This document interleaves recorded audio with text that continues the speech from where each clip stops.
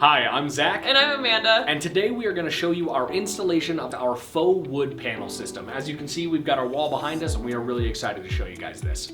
So we want this video to be sort of all-encompassing from the moment you get your box to the moment you finish your project. We wanted to give you a couple quick tips before we get to the unboxing that you should keep in mind pre-installation of your product.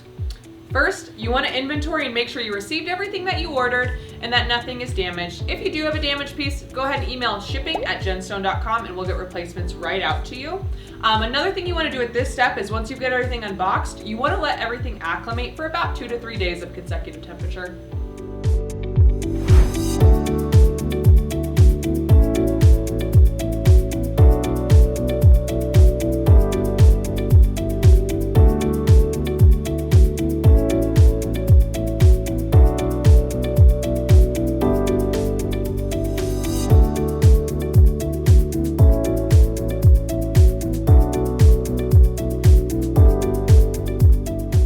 One other important tip is if you order the paint and caulking through us, sometimes our warehouses will pack it in with the panels, so be sure to check for it there.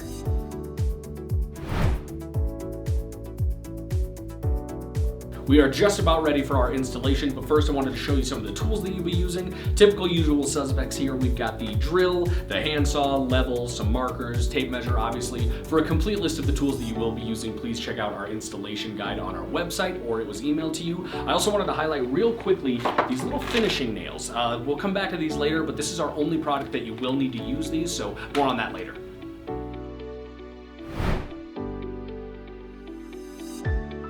So I just wanted to highlight our 5 different colors here. Down at the bottom we have Ember. Right here we've got our Bourbon Barrel. On my knee sitting here we have the Saloon. Right over here we have our Barnwood Ash. And finally Amanda is presenting the Aspen Grove. So what we're going to do today is we're going to actually do our install wall with a variety of these colors. We're going to use 4 of these. You can do your wall all of one color, or you can kind of find the ones that you think go really well together and mix it up. It's up to you how creative you want to be.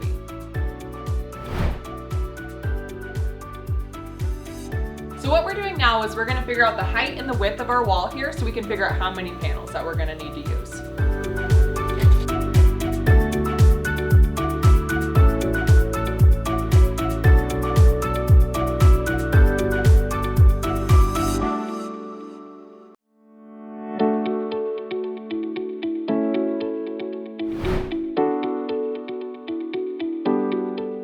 As we mentioned when we were talking about the new colors of this faux wood material, you have a couple options. You can go with the full wall of one color, or you can do some custom options that we've come up with here at the office.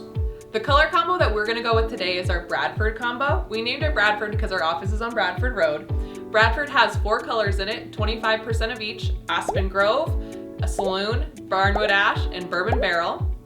Regardless of if you choose a one color or a color combination, this dry fitting is an important step. Number one, because it allows you to stagger your material so that you don't have any vertical seams going up your wall. And number two, it allows you to play around and make some fun combinations to decide what color combos you like the best.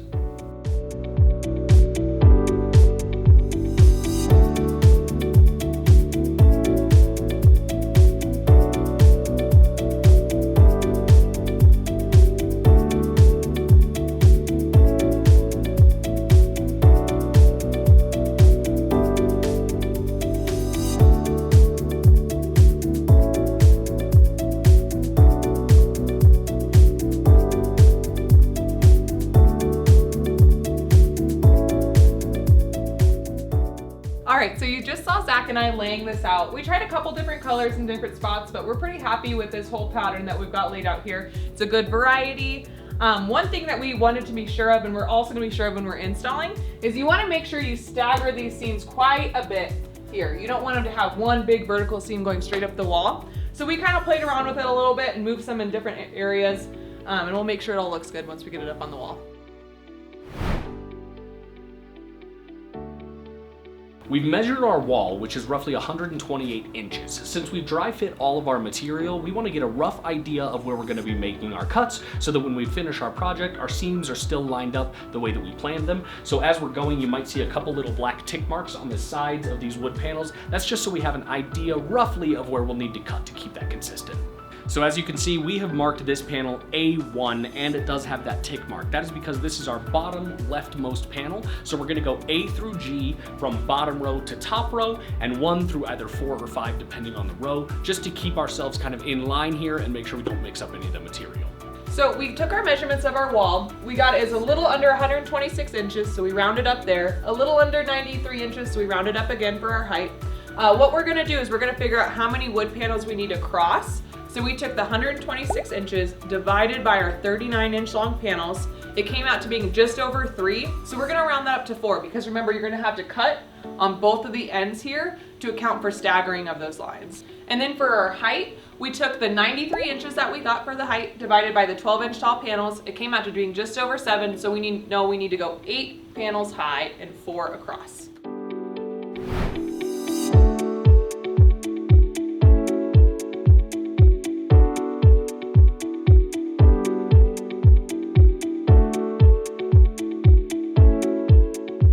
Okay, as you can see, we have snapped our chalk line here. Something to keep in mind that is incredibly important. Even if your floor has the slightest degree of variance, by the time you get up to the top of your project, there could be some significant gaps in your material. So always measure level with your wall and not with the floor. You'll also see that I have these shims here to make sure that I'm not putting the panel directly on the ground as I begin my install.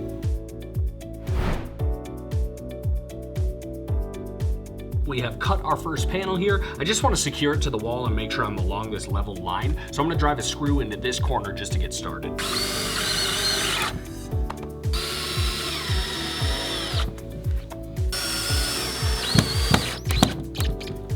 Another thing you want to keep in mind is you want to countersink your screws just so slightly, but not too deep.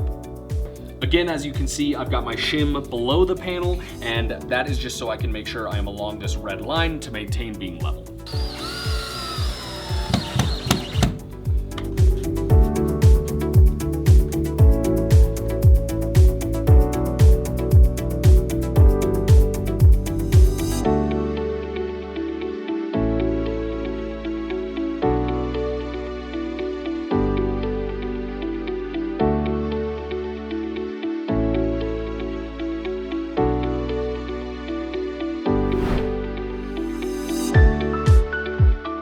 So as you can see, this space is obviously too small to fit a full panel, so I need to take a measurement from the plank to the wall to figure out the cut that I need to make. And on this one, I've got about 21 5/8 strong, so I'm gonna make that cut now. As you notice, we measured from the end of the plank to the wall. Starting on this one for that 21 5/8, we wanna go from the beginning of this plank up to 21 5/8, and I'm just gonna mark that now. Something else you want to keep in mind as you start to cut your material, always cut with the face of the panels toward the sky.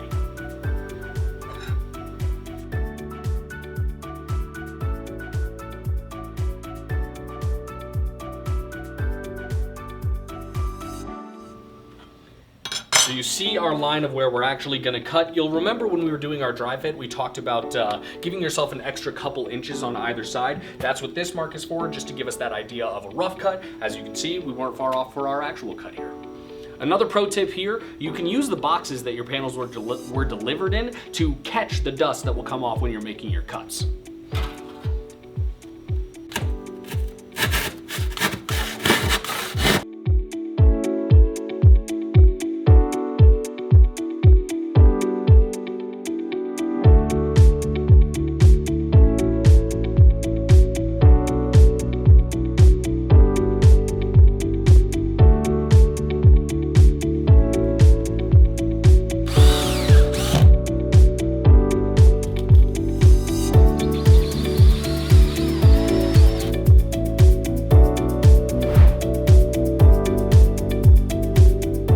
As you can see, that panel is coming away from the wall just ever so slightly on the bottom there. So I'm going to take this finishing nail and go ahead and drive that through to make sure it's adhered tightly.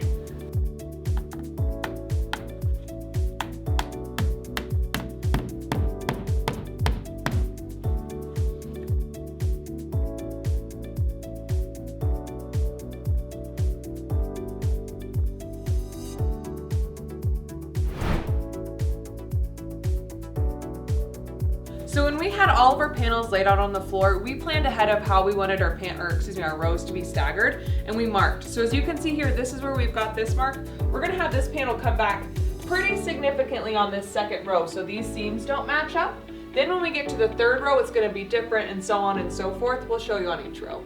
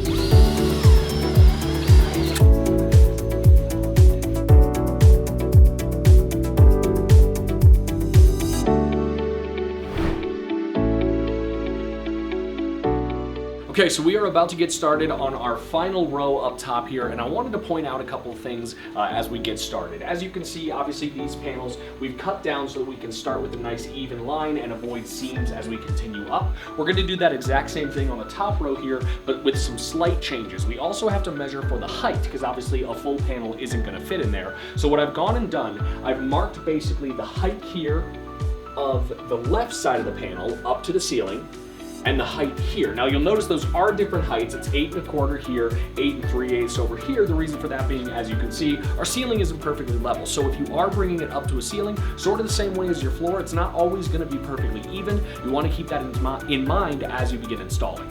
Okay, so we have our panel cut for the first area of the last row here. A couple things I wanted to point out here. You can still screw into the shiplap on this edge, obviously to get that nice tight adherence, but for the rest of the panel, as you can see, we cut off that shiplap. So you're gonna wanna use finishing nails to drive that into the wall.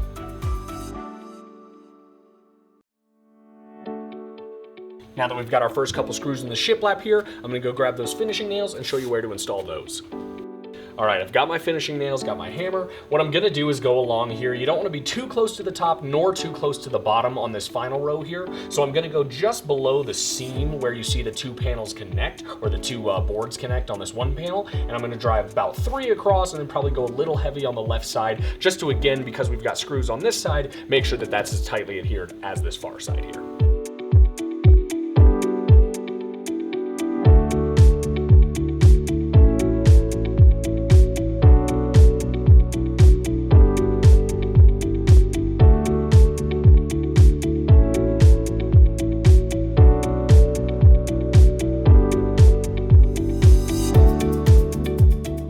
The middle of this last row, as you can see, for the rest of the wall, we're not going to be cutting this panel on the edges at all. We're just going to be cutting it down to fit that sizing. So what I'm going to do here, I talked about the marks on the wall earlier. I've got 8 3/8 here and 8 1/4 strong over here. So I'm going to cut that down. What I'm going to do is mark it actually on the panel, and I'll show you how to cut that rather than using the square. We're going to do things a little bit differently here, but I'll show you that in just a second.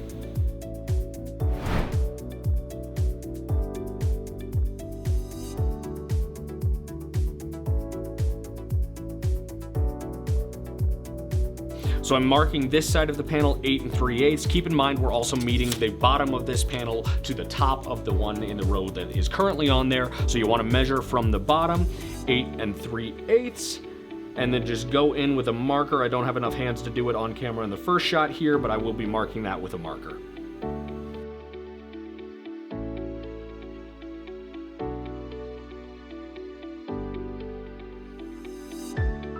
And then as you saw on the wall, this far side of the panel is 8 1/4 strong. So I'm gonna go mark that here. All right, and like I said, rather than using the square on this one, what I'm gonna do is I'm gonna take this level, draw a straight line from point 1 to point 2, and then cut along that line just so that I make sure I go along with the kind of angle of the ceiling here. Just a quick pro tip here, make sure you press down on your level just to make sure that you don't lose it when you're pushing against it with the marker.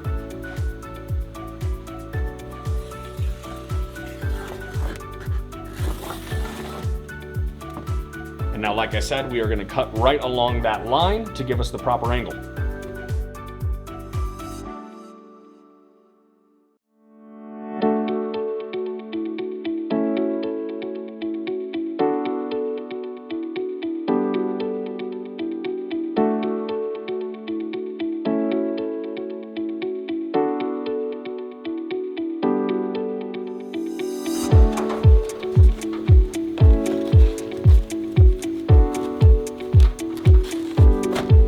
Yeah, that's perfect.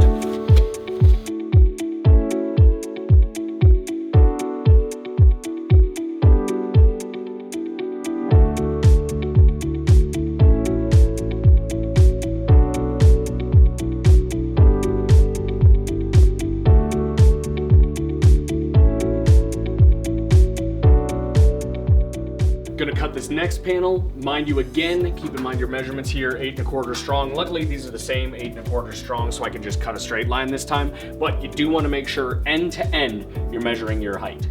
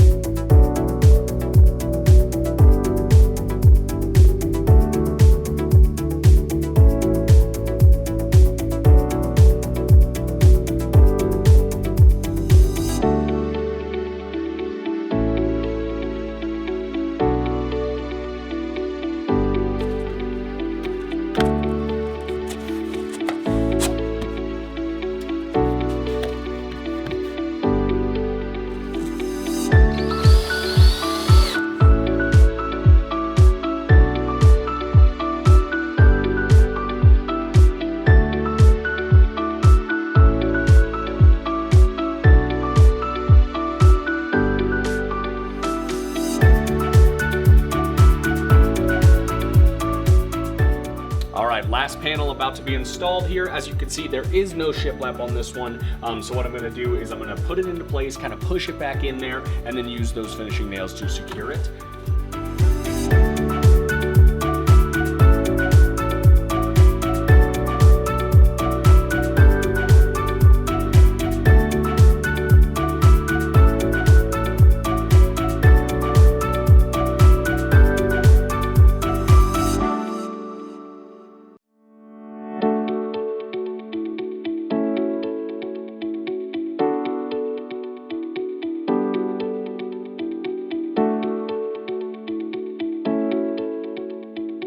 Alright, I just installed our final panel for this wall. It is completely finished now. One thing I wanted to address, this wall is about 10 foot by 8 foot, and obviously we paused to explain some things in a little bit more detail, but in reality, probably of actual install time, took us about 2 hours. Next, we're going to show you how to make an inside and outside corner with our wood pieces. Unlike our stack stone and brick, we don't have the prefab 90-degree inside and outside corners, but it's super easy and we're going to show you how.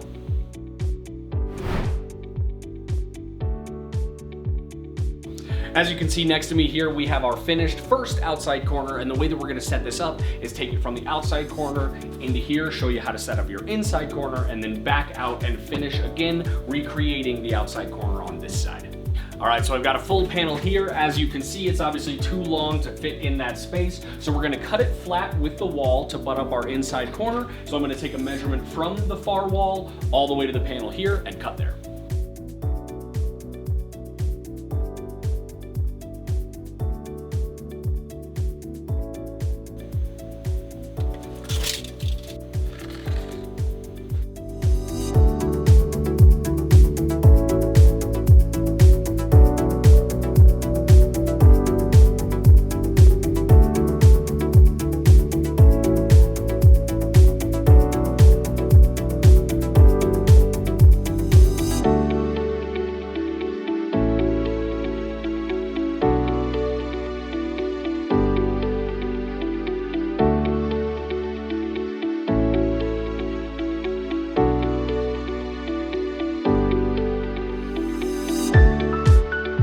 As you can see, we have reached our inside corner here. We're actually gonna flip the script a little bit. We found it easier if you make your outside corner first and work inward. It's gonna be easier for install, easier for your measurements. So I'm gonna get into that in just a second here.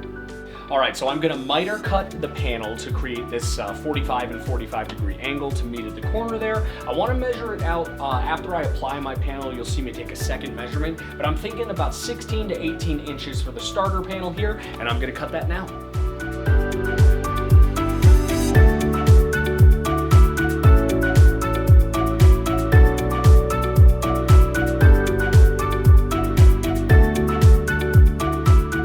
Mark the panel. I'm going to be using a skill saw to make the miter cut here. You can use a skill saw or a table saw, really whatever's easier for you.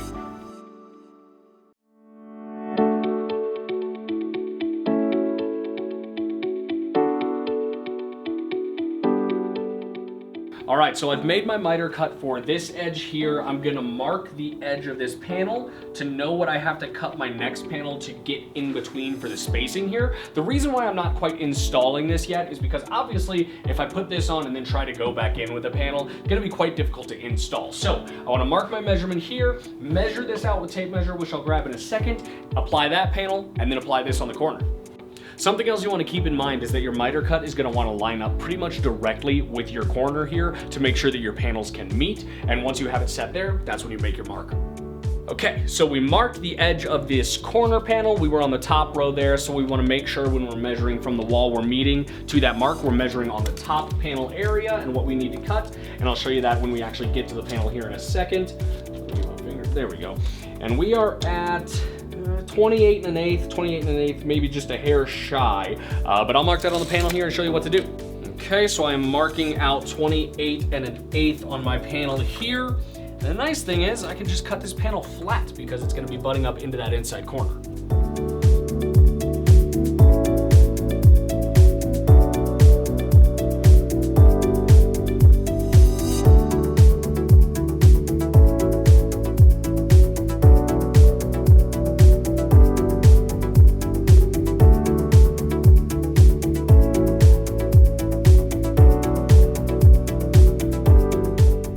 right, so these panels are cut. They are not installed yet, but I want to make sure that I'm doing my dry fitting and liking the reveal that I have on the corner on the far side.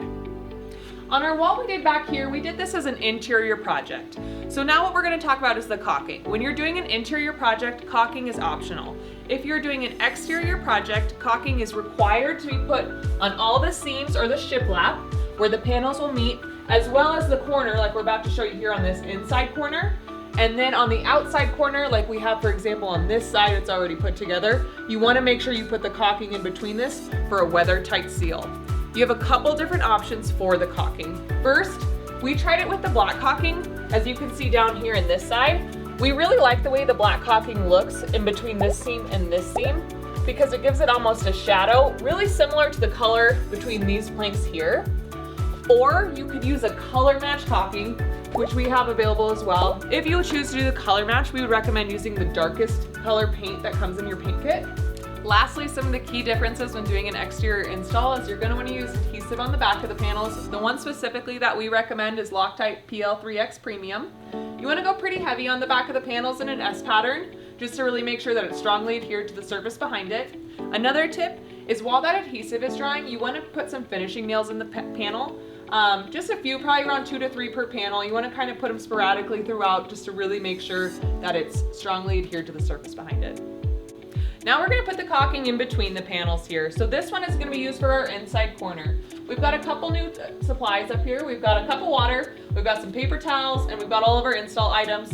What we're going to use the water and the paper towels for is once this caulking is, these two panels are put together and the caulking kind of comes out, we're going to use a wet paper towel to rub down just to blend it out. So we're going to go ahead and get that going right now. You don't want to put, you want to try to get it right in the middle here so where it's not so much that comes out at the end.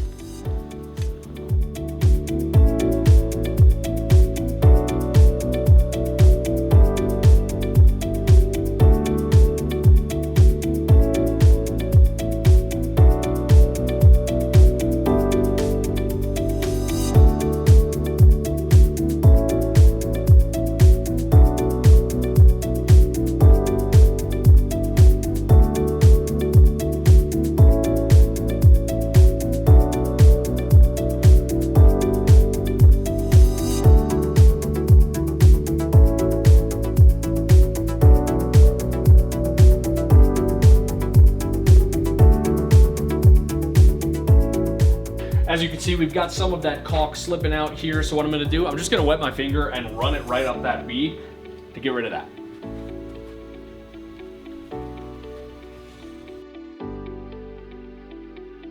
So we're using two different types of color caulking here. On the seams where the corners are gonna meet, we're using the color match caulking. What we did here is we used the lightest color that comes in the paint kit for whatever color wood you got.